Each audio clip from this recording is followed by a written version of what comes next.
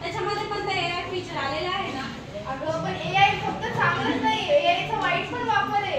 AI आपण फक्त चांगल्यासाठी यूज नाही करत. आता त्या AI रोबोटनी बऱ्याच जणांचे त्याच्यामुळे प्राण सुद्धा गमावलेले आहेत. गमावले आहेत, पण ज्यांना लत लागली पण त्यांनी काही अभ्यासासाठी पण अभ्यासावरून काही फक्त मोबाईलचा यूज करून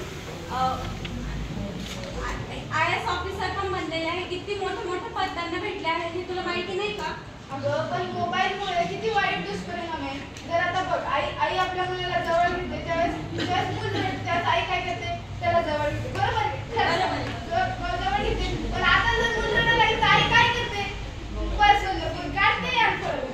आणि ते पोरगं एवढं शहाणं असतं की नाही, मोबाईल आल्यावर रडलं थांबतं. मग तू सांग, मोबाईल चांगला आहे का वाईट आहे? एवढ्या लेकराला कळतं मोबाईल ना. आता मोबाईल लहान मुलगा आहे तर मग त्याला शांत करायचं तर लहान मुलाला मोठेपणी मोबाईलमध्ये काय काय फीचर असतात त्याच्यामधून आपल्याला काय काय नॉलेज भेटतं. प्रत्येक आई तर तशी नसते ना, त्या बाळाला काही नवं शिकवण्याचा प्रयत्न करते. ABCD काय वेगवेगळं शिकवते ना त्याच्यावर मोबाईलवर. अगं पण ते बाळ इतकं छान